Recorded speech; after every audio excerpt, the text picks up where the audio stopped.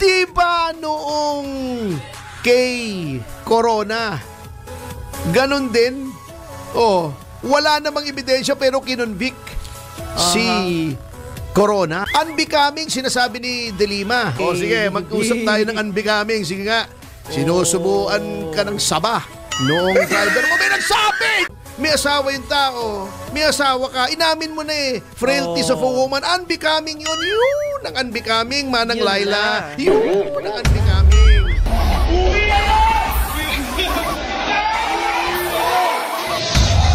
Preparado ako talaga. Maniwala ka sa akin. Hindi, pagdebatihan muna natin kung talagang kinakailangan matuloy o hindi. Sangayon po ako sa hindi pagtuloy ng impeachment. Dagdag Balita News Update. At sa amin, nakapag-harvest na kami, kakatanim lang. So, hindi, buti na lang yung timing, hindi yung bago aanin, nakapag-anin na tayo. Okay.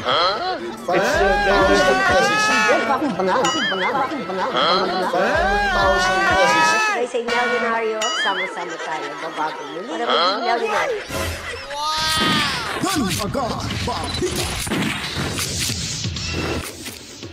Alright, welcome back mga kabida. Nagbabalik din naman ho tayo. Kamusta ang lahat? Tuloy-tuloy lamang ho sa ating paglalahad ng mga balitaan, komprehensibo ng mga impormasyon dito ho sa ating munting bahay, ang Danagan Balita Reaction Video News Update. At mamaya po ipapakita ho natin itong banat ni Tony Tupacio laban kay Chua at kay De Lima. At si Chua, speaking of Chua mga kabitaan, hindi pa nga siya pinuklama, ay pinapauwi na ho ng kababayan ho natin. Mamaya ipapakita ho natin sa inyo. At itong papakita ho nating mga absentee voting mga kabalitan, ano? So ipapakita ho natin, i-discuss ho natin yan maya-maya mga kabitan kasi para malaman nyo po kung talagang itong alyansa para sa Bagoong Pilipinas mga kabalitan ay nagwagi ba sa halalang ito. At sila ba ay may tsansang manalo sa impeachment laban ho sa ating pangalawang Pangulo na si Inday Sara Duterte. Pero bago po ang lahat, as usual ho, pindutin ang notification bell at sa hindi pa po nakapag-subscribe bagong salta, subscribe na ho kayo mga kabalitaan. And then paliguan na maraming likes at buhusan na maraming komento, reaction, opinion at suggestion. I-share nyo na po mga kabalitaan. Yun po ang paraan para ho natin hindi magwagi ho ang ating mga kalaban ang gustong gumugol ho sa ating munting bahay. Sa malupalop na ating mundo, basta may mga Pilipino, Kabisayan ug Mindanao kasama noong Luzon, ang bahay na ito ay para sa inyo. So ngayon po ipapakita ho natin dito ang sinasabi ho natin na absentee or local absentee voting ho. Itong mga nakikita ho natin, nanguna si Bongo, De La Rosa, Marcoleta, Bundok, Lambino, Rodriguez, Hinlo, Salvador. Sinaman ho dito si Kirubin, Kibuloy at Hunasan. And then napasok pa si Buesita mga kabalitaan.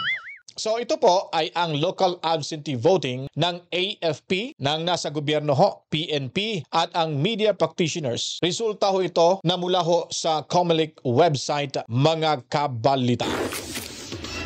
At ito po ay nagpapatunay mga kabalitaan na yung mga nasa gobyerno ho natin ay talagang suportado ho ang mga PDP laban mga kabalitaan. So guni-guni lang ho yan ni Castro na marami pang nagtitiwala sa Bangag administration. Dahil kung makikita ho natin nitong local absentee voting, talagang landslide ho ng PDP laban. Nakuha ho nila yung mga boto mula ho sa hanay ng gobyerno, yung absentee na hindi ho nakapagboto agad-agad during election time. So nagpapatunay lamang ho ito mga kabitaan na wala na ho talagang puwang sa puso ng mamamayang Pilipino ang administrasyong ito. Kaya ho, laglag yung karamihan sa mga Bangag administration sa alyansa para sa nangangamoy bagoong mga kabalitaan. Sabi ng ilan na hindi daw epektibo ngayon yung Duterte Magic dahil daw tatlo lang daw umano ang pumasok. Tatlo lang di umano ang pumasok. Hindi ho nila sinama si Camille at si Senator Amy Marcos. O di po ba? Si Amy Marcos, pinapasalamatan niya yung Duterte, si Tatay Diggs at si VP Sara dahil hindi ho sa kanila, hindi daw mananalo ito. At itong si Camille dahil natataranta ho at medyo nanibago lang dahil hindi niya inisip na makapasok ho siya at tiwala ho siya sa kanyang pamilya at sa ating pangalawang Pangulo. At hindi niya naman nga ito pinapasalamatan nung siya po ay pinoklama, ay nagpost ho ito dahil siya ay parang naguguluhan, baka nalilito ba or kinakabahan, mixed emotion ho itong si Camille Villar na hindi ho nagpapasalamat. At may post dito si Camille Villar na siya po ay nagpapasalamat. So hindi man siya napasalamatan ni Camille Villar, subalit meron hong itong post si Camille Villar mga kabalitaan sa kanyang social media account. Okay, hindi nyo man mapapanood dito, makikita, try na natin na ma-enlarge to mga kabalitaan. Saglit lang po ha. Ito, tignan natin sa monitor. Ayun picture mga kabalitaan. At si Camille Villar ay nagpapasalamat to dito. Yun, may picture pa sila ni Senador Villar, no? Papa ni daddy ni Camille. At silipin natin dito, ayun, meron pa ring ayun, okay. So yung caption niya ho dito sa picture na ito, sinabi niya dito mga kabitaan, maraming salamat VP Inday Sara for standing with me all the way. Your friendship and support, both personal and political, mean the world to me and my family. Walang iwanan, just like we've always promised each other. Here's to standing together for the country and the people we both pledge to serve. So ano po bang ibig sabihin ho nito mga kabalitaan? Anong ibig sabihin ho nito? Ito lamang ay klarong-klaro sa darating ng butuhan ho sa impeachment kung ito ay matutuloy ba o hindi. Sigurado, boboto ho dito si Camille Villar para ho sa acquittal ni VP Sara Duterte mga kabalitaan. At mas lalong papanig pa rin ho yung mga Villar gaya ni Mark Villar kay VP Sara Duterte. Unang-una, hindi ho dahil kay tatay, sabihin na lang natin, nung si Tatay Digong ho ang naging presidente, siya po mga kabalitaan ay nagkaroon ho ng break dahil siya po ang, kung hindi ako nagkamali, DPWH yata secretary. Basta malapit lang doon, no? At nagkaroon ho ito ng break nung tumakbo na ho siya bilang senador mga kabalitaan. At nanalo ho. So, kung utang na loob yung pag-uusapan, ugali ho nating mga Pilipino na titatanaw ho talaga ng utang na loob, ay kakampi ho laban kontra ho sa impeachment or kakampi kay VP Sara Duterte. Lalo na yung prime water na inisyu ho ng Bangag administration, napaka-ubo talagang adviser nila nito, na mas lalong titibay pa ho ang samahan ng Villar at ng mga Duterte. So klarong-klaro na po mga kabalitaan. So itong nakikita ho natin ngayon mula sa local absentee voting, AFP, PNP and media practitioners, nagpapatunay ito mga kabalitaan na hindi na ho talaga mapagkakatiwalaan at wala na ho silang makukuhang simpatiya ho ng mga nasa hanay ng gobyerno itong administrasyon. Kumbaga, malaking kahihiyan ho ito sa bungit administrasyon. Mantakin nyo po na nasa gobyerno, hindi ho binoto yung pinili, yung linyada ho ng alyansa na nangangamoy bagoong mga kabalitaan ng mga nasa gobyerno din. So ano po bang ibig sabihin nito? Ito'y nagpapatunay, uulitin ko po, na wala na ho talagang puwang sa mga puso ng ating mga nasa gobyerno ang bungit administrasyon at guni-guni lamang ho ni Au Castro diyan sa Malacanang na isang Malacanang vlogger mga kabalitaan, para lang sasabihin nila ay malakas pa rin yung kanyang kinakampihang amo mga kabalitaan. Nagiging amok tuloy ang mga nasa Malacanang. So klaro na ho tayo ha. Huwag nyo nang ilihis yung usapin patungkol ho kay Camille Villar at kay Senador Amy Marcos. Dahil wala ho kayong makukuha ho dyan na boto or kakampi man lang sa alyansang nangangamoy bagoong mga kabalita. Klarong pasok na ho yan sila sa Duterte Block, mga kabalitaan. Ngayon, dito ho tayo, nakakamiso si Tatay Diggs, mga kabalitaan. Ito, para lang ho tayo pag-good vibes lang to. Namiso natin si Tatay Digong, yung mga pabuladas niya noon. Pag siya nagsasalita, pag nag-speech, may mga kasama hong mga patawa. Ito po, panoorin natin. Wala kasi si Tatay Digong nasa dahig. Parang bumata ho siya rito, mga kabalitaan. Pakinggan ho natin si Tatay Digong Duterte, mga kabalitaan. Walang space nito. 2 minuto, wala namang binubula lang kayo ng mga gwapo kayo dito. Galing yung buha dito. Lahat ng mga kaganda nandito na. Ang cute. Ang cute para ni Tatay Diggs. At Kung sabi bata dito pa. yung kumanta ng ayaw ko na lang space nito. Galing sa mga ito. Shout out sa iyo sa sino mang gumawa nito, mga kabaitan. Anyways, dito tayo kay Attorney Topacio. Ay binanatan niya ho dito si Laila de Lima. At itong si Au Au Chua, mga kabalitaan. At maliit lang video. Short video lang ho ito.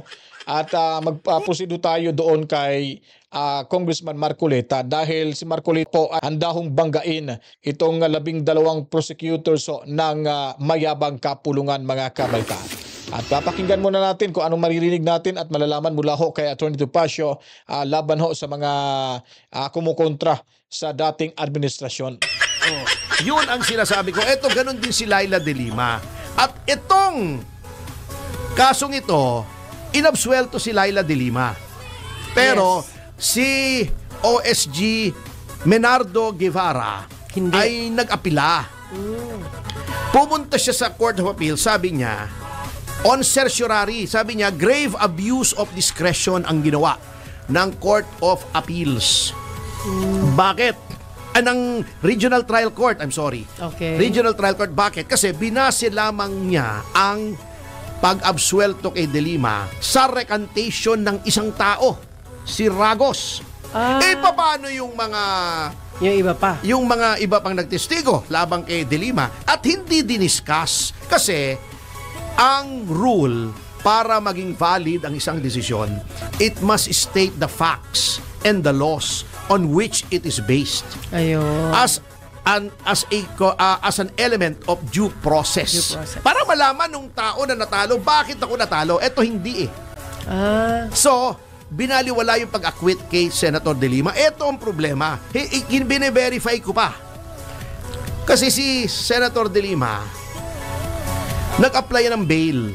Opo. 3 kaso yan na final namin ako, kaya inidiscuss ko ito, malapit sa puso ko ito. Kami po, ako kasama si dating yung nasirang VACC honorary chairman na si Dante Jimenez. Yes, at saka si Boy Evangelista. Opo. Si Attorney Emmanuel Luna, Manny Luna. Hindi yung katambal ni Nora Honora. Di ba may artistang Manny Luna? Oo, kapangalan lang ito. Okay. Kami nag-file niyan sa DOJ against Senator de Lima. At yan ay umabot pa sa Supreme Court hanggang na-file na nga, siya ay nakulong. Yung 2 kaso, kung hindi ako nakakamali, ako'y tama, ay nabigyan siya ng bail. Tinitingnan ko kung itong isang to kasi hindi siya nabigyan ng bail dito eh. Kaya hindi siya makalaya kasi 3 kaso, kahit nabigyan ka dun sa 2, kung hindi ka nabigyan ng bail sa isa, hindi ka makakalaya. Ang naging basihan kung bakit siya ay nakalaya ay dito, kung bakit siya ay nakalaya nga ay dahil na-absuelto siya. Pero hindi pa ako sigurado titignan nating mabuti. Baka sabihin nyo fake news. So, eto nililinaw ko, bine-verify ko. Kung dito ay na-deny ang bail niya at nabaliwala yung kanyang pag-acquit, dapat bumalik siya sa kulungan. Pero hindi pa ako sigurado rito. So, delikado pala itong si Laila de Lima, mga kabaitaan. Kasi nga, sabi nga ni Atty. Topacio dito, kung itong kasong ito na nagpakwito sa kanya ay kung walang bail ho at ito po ay pinawalang bisa ho ng Court of Appeals, malamang ho, maglalabas ho ito ng warrant of arrest. At pag na-release na ho yung warrant of arrest at na-serve na ho, ay may kalalagyan pala itong si Laila de Lima. Balik kulungan, himas, rihas pala to. Pagdating ng mga panahon, mga kabalitaan. Anyari, gusto niyo pang maging one of the prosecutors ng Kamara para ho sa impeachment ni Inday Sara Duterte. Verify kasi kahapon ko lang naman nalaman, di ba? Kahapon lang naman pumutok sa ating balita. Ayun. Ngayon, kung binigyan siya ng bail dito, hindi siya kailangan makulong sapagkat Ang pinawalang bisa lang naman yung acquittal. Hindi naman yung mga previous rulings ng court. So alamin po natin kung Delikado anong nangyari. So yun, delikado talaga, no? At anyway, naintindihan naman natin dito yung maiksing kwento at pagpapaliwanag ni Attorney Topacio, mga kabaitaan. Ito po, fast forward tayo, na. Fast forward tayo, mga kabaitaan, itong kay Joel Chua. Ngayon pa lang binubuyo mo na, ini-influensya mo na. I'm beginning to think na yung mga prosecutors, kaya madaldal sila, hindi sila confident na mananalo sila. Kaya parang ngayon pa lang, sinasabi nila, uy, malakas ang ebidensya, pag natalo kami, may kalokohan nangyari, hindi patas yung mga senator judges. Kasi alam nila, matatalo sila. Kasi kamoting kahoy silang punong-puno ng ulalo Ayun na. Nanakot pa. Relax. Itong si Joel Chua. Hindi ko na masabi Joel Cruz Ay, wow. Ibigyan natin. Okay. Ito si Joel Chua. Hindi ba noong kay Corona, ganon din? Wala namang ebidensya pero kinonvict si Corona. Opo. Dahil nagkabigayan ng pitap, kaya nga may 3 nakulong doon. Di ba? Si Bong Revilla, si Jinggoy. So ito guys, ito mga kabait, magandang laban ho kasi ito. Tama ho sinabi ni Atty. Topacio na wala ho talagang kalaban-laban itong 12 prosecutor ho ng mayabang kapulungan. Dahil nga po, itong mga nakaupo ngayon at yung mga bagong elect ho na senador, hindi ho mababayaran ng salapi. Kasi yung impeachment pa lang ay wala, baldado na. Dahil nagsalita na ho dito si Congressman Toby Tiangco, na kung saan ay hindi ho talaga na kagustuhan ng karamihan na i-impeach itong si De Sara. Iilan lang dyan sa mga kongresista at nadamay lang yung iba dahil pinangakuan ho, mga kabaitaan, na makakatanggap ng limpak-limpak na salapi na idadaan ho sa ayuda sa sinasabi ni Tiangco na conditional release, mga kabalitaan. Doon kasama ho. Pero ngayon, mahihirapan ho sila dito dahil una-una ay medyo ubos na ho yung budget. Dahil sa ayuda na pinamumudmudo nila dyan sa Mindanao at Visayas na hindi ho naman sila nagwagi doon, mga kabalitaan. Iba ho yung sa Congress, iba rin ho yung sa Senado. Kung pag-usapan natin yung election. Kaya nga po, dito sa Senado po ay malaki hong numero na nakukuha ho natin sa Duterte block, mga kabalitaan. Kaya hindi ho ito mananalo sa kaso laban kay VP Sara Duterte sa kanilang planong pag-impeach nito. Dahil unang-una, babalikan ho natin yung mga numero kung ilan ho meron tayo ngayon na nakatambay na, nakapundo na ho natin sa Duterte block. Unang-una si Senator Bongo, Senator De La Rosa, Senator Marcoleta, mga kabalitaan. At lalo na ho itong si Senator Amy Marcos, Senator Camille Villar na nagpapahiwatig na ho dito, mga kabaitan. Tingnan nyo po, ibalik ko po yung kanyang statement ho dito. Kung mababasa nyo, ako na lang yung magbabasa ho nito. Sabi niya na your friendship and support, both personal and political, mean the world to me and my family. Walang iwanan. Just like we've always promised each other. Here's to standing together for the country and the people we both pledged to serve. So ibig sabihin nun, kahit anong mangyayari, hindi ho mag-iiwanan sa ere ang dalawang magkaibigang ito. So pondo solido na. Kahit ang kinin Manila na nasa alyansa pa rin di umano itong si Camille Villar, hanggang paasa na lang ho ito, mga kabalitaan. Yun po ang totoong sitwasyon ho ngayon. Now, kasama na ho si Senador Marcoleta, di po ba? And then isang Villar na si Mark, malamang sasakay ho to dito, mga kabalitaan. At itong si Mig Subiri ho, mga kabalitaan. At ito rin si Senador Jinggoy Estrada na ayaw niya ho sa impeachment. May 8 na ho tayo. Pang-siyam ho, mga kabalitaan. Meron pa tayong Alan Peter Cayetano. Maaring hindi ho yan talaga peperma for conviction ni VP Sara Duterte. Kung siya mong pag-uusapan, may pondo na ho tayo. What if, meron pa pala isa nakakalimutan, itong si Robin Padilla. 10 na ho. Mayroong dadagdag at dadagdag pa ho para sa Duterte Block, mga kabaitaan. At ito po yung sinasabi dito ni Jinggoy Estrada. Panoorin nyo. Is a political process, not a judicial one. Sangayon po ako sa hindi pagtuloy ng impeachment. Okay, so dyan na lang muna tayo, mga kapitan, kasi may background pala. So si Senador Jinggoy Estrada ay nagpapahiwatig na ho na ayaw niya ho talaga sa impeachment. Ibig sabihin lang ho nun na hindi ho ito boboto for conviction ni VP Sara Duterte, mga kapitan. Guni-guni lang ho yung mga sinasabi ni Au Castro dyan na meron pa rin ho silang solidong numero at ilang mga tongresista ho. Mantakin nyo po, nagpatawag ho ng meeting itong si Romualdez. Now, nung in-invite to, parang ilan lang yata yung dumalo sa, parang sabihin natin, victory party ba yon or ano ba yung sinasabi doon, na parang si Manny, si Lito Lapid lang nga yung dumalo doon sa kanilang pagtitipon, yung party-partihan nila doon, mga kabalitaan. At itong si Ping Lacson, talagang independyente ho to, ay kinuha lang ho ng mga alyansang nangangamoy bagoong. Na kung saan ayaw at pabor nito at may sinabi ho siya dito kay Sara Duterte na tama ho yung ginawa ni VP na kailangan ho magkakaroon ho ng aliases para ho sa confidential fund dahil yun po ay para hindi makompromiso ho yung personalidad or profile ng yung taong iyon para sa mga special operations. Sa mensahe pa lang iyon ay masasabi na ho natin na talaga baga na hindi ko talaga ito sasama nitong impeachment laban kay VP Sara Duterte. May siyam na ho tayo. Sulit na ho yung siyam. May 10 na pala kasama si Senador Robin Padilla. Enrile, hindi ko sinasabing nasuhulan sila pero 'di ba inilabas na yan noong defense noon na may nabalitaan silang dinidistribute ng mga proyektong 100 million baka ma-impluwensyahan yung mga senator judges. Ayun. Oo. Yan po ay discretion ng senator judges. At alam mo naman bilang politiko na hindi PD. Hindi purely pwede. judicial ang impeachment. Political po yan. Baka may sinasabi nyo pa, confidential funds. Yun ang yun kayo eh. Iyot-iyon eh. Iyot-iyon ang sinasabi. Alam nyo, binasa ko, ito ang opinion ko. Ikaw may opinion ka, di ba? Sige po. Oo.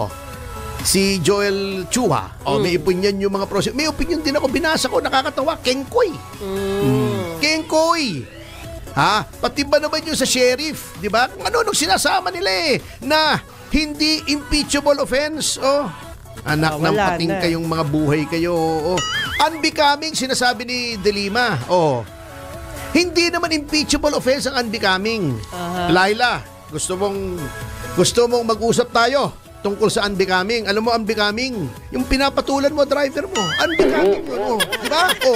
Ano pa bang mas unbecoming doon? Yung magsalita ka mga tirada mo sige, mag-usap tayo ng unbecoming. Sige nga, sinusubuan ka ng saba noong driver mo. May nagsabi! Hindi ako nagsabi Ano ba? Aminado! Meron mag-aaway pa yung escort mong si Jonel at saka si Ronnie Dayan. Di ba? Nandun may testimonya. Anong unbecoming ba ang pinagsasabi mo? May asawa yung tao. May asawa ka. Inamin mo na frailties of a woman. Unbecoming yun. Yun ang unbecoming, Manang Laila. Yun ang unbecoming. Bago prosecutor ka, sasabihin mo unbecoming. Ikaw ang unbecoming. Sige. Kaya na-reverse. Ayun po, mga kabaitan, talagang dinikdik talaga itong si Laila de Lima ni Congressman ni Attorney Topacio, mga kabaitan. Tama nga rin naman, pinatulan niya yung kanyang driver at inamin niya naman ho dito, mga kabaitan, hindi ho ito chismis, hindi ho ito fake news, mga kabalitaan. Siya po talaga unbecoming. Ano bang sabi ni Topacio? Sinubukan ka ng malaking saba. Saba lang pala yung sinabi dito, mga kabaitan. Alam na this. Kawawa talaga itong si Laila. Talagang hindi marirespetuhan. Hindi ka respeto itong babaeng ito. Nakakaya sa profesyon na ito. Abogada pa naman. Naging chief secretary ng Department of Justice, mga kabalitaan. Hindi po ba? So ngayon po dito lipat po tayo sa usaping ito. Yung sinasabi kong itong si Chua na hindi pa nga naproklama ay pinapauwi na ho ng taong bayan dyan mga kabayan. Panoorin niyo po.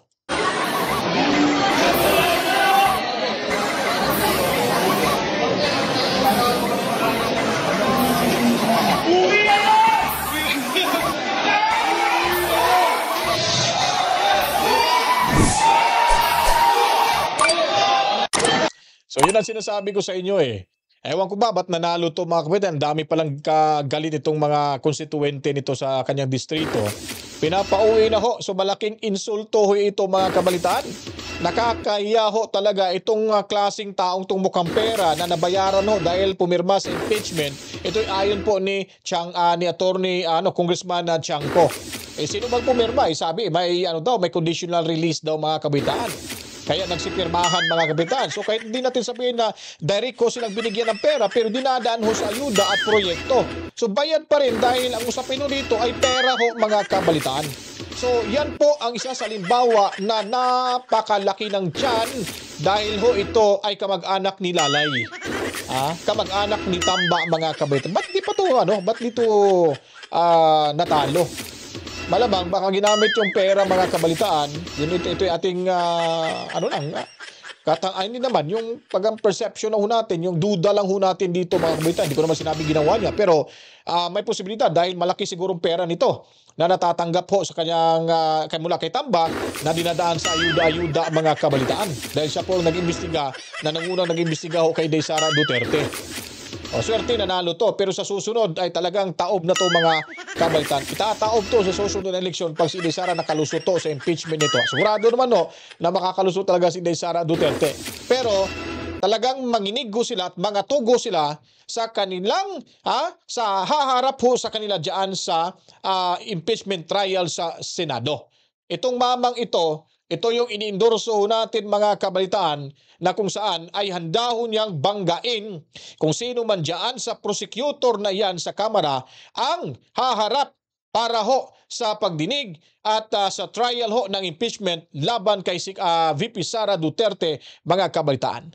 Handang-handa na ho ito. Ang tanong, kakayanin ba ng mga buayang prosecutor na iyan ang talino nitong si Senador Marcoleta mga kabalitaan? Preparado ako talaga. Maniwala ka sa akin.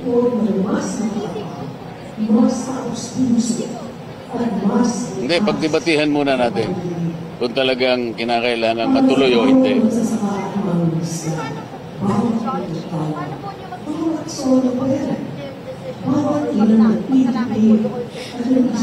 Nakita ko kasi kung paano nila inilatag.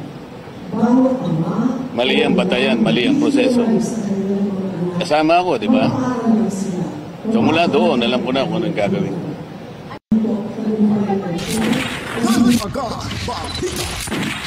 Okay, so yun ang nakakatakot dyan mga kabalitaan. Pagdidibatihan niya pa daw, handa ho siya makipagdebate sa sino man sa 12 prosecutor. Kung itutuloy ba talaga itong impeachment. Malamang, kung si Senador Marcoleta na ang kaharap nito ay dyan pa lang ho sa posisyon ni Senador Marcoleta ay hindi na ho talaga matutuloy at hindi na ho ito makakasagot ng diretsyahan ang 12 prosecutor ho ng administrasyon kabalitaan. Tignan natin kung kakayanin niya ba ang talino. Itong si Marcoleta ay isa ho to sa kumbaga calling niya po dyan sa Senado ngayon para madipinsahan itong si Sara Duterte. At nakikita ho natin kung gaano katalino itong si pambansang simangot mga kabalitaan. Ito yung binagsagan ho nila eh. Kasi seryoso yung mukha nito eh. At focus talaga kung ano yung mga pinag-uusapan. Kaya sa tingin nila ay nakasimangot daw mga kabalitaan. At kahit pa man, nakasimangot lagi itong si Senador Marcoleta ay may utak naman mga kabalitaan. Hindi kagaya ng iba dyan na lagi nakasimangot, wala naman palang silbi. Di ba? Saan ba kayo pipili? Yung lagi nakasimangot na diretso yung punto, may utak, o yung lagi nakasimangot dahil hindi pa natatanggap yung ayuda mula kay Tamba mga kabalitaan? Kaya kung nagustuhan niyo po ito ating video presentation, mga kabitan, huwag niyo pong kalimutan, tuloy sa panonood, tumutok at tumambay lagi dito sa ating munting bahay. Suportahan magsuportahan no tayo mga kabitan at labanan natin yung mga gustong gumurgor sa mga DDS vlogger sa kanilang YouTube channel mga kabitan. At ang gagawin niyo lang po para ho mapanatili tayo sa ating munting bahay at lagi makapaglahad ho ng mga impormasyon ay pindutin niyo lang po yung notification bell mga kabitan. At i-share niyo po yung video. At the same time po, huwag niyo pong i-skip yung ads na inyong mapapanood. Pasasalamatan muna natin yung ating mga miyembro. Sa gusto pong magpa-member, meron ho tayong join button dyan. So i-click niyo lang po yan para maging lagi na kayong tumambay ho sa ating bahay mga kabalitaan. So pasasalamatan muna natin po itong si Boss Romeo de los Reyes, si Ma'am Concepcion at si Elijah TV mga kabalitaan. Si Ma'am Rosana Concepcion mga kabalitaan. At Mami Rose, lalo na dyan sa Lapu-Lapu City sa Cebu, maraming salamat sa inyong panonood at Boss Tobias family mga kabalitaan. At sa lahat ng mga Pilipino around the world, sa ating mga kapatid na Muslim, assalamualaikum sa inyong lahat. At of course, ating mga sinasaluduhan lagi, yung makabagong bayani nating bansang overseas Filipino workers. Salamat ho at mabuhay ho kayong lahat. And then sa mga Pilipino dyan sa Dahig na ngayon patuloy pa rin ho ang kailang pagmamarsya na para palabas na si Tatay Diggs Duterte at kami po ay nagpapasalamat pa rin dahil kayo ay nandyan at hindi ho kayo nagsawa at napapagod sa kakabantay ni Tatay Digong Duterte. And of course, sa ating mga senior citizen, meron na pala tayong mga senior citizen na nanonood ho saan mang lupalop ng ating bansa. May nag-comment ho na siya ay taga Netherlands, meron daw. Basta naabot na ho tayo pa unti-unti. Basta labanan ho natin yung mga gumugurgur sa ating channel. Ang gagawin lang ho natin, pindutin lang po talaga ang notification bell mga kabaltaan. Kabisayan ug Mindanao, kasama ho yung Luzon. Basta may mga Pilipino saan mang lupalop ng ating mundo, ang bahay na ito ay para sa inyo. Inalis tayo sa ating pagbabalik ko sa mga ilang oras sa ating patuloy na paglalahad sa mga komprehensibo, detalyado at totoong mga impormasyon at tagatuwid ho sa mga baluktot na may impormasyong ipinapalabas ng mga bangag vloggers, mga kabataan dahil sa kanilang baluktot na pag-iisip. Kaya tayo ay andito para ho sa katotohanan lamang mga kabalitaan. To God be the glory. Mama, chip, chip. Peace out.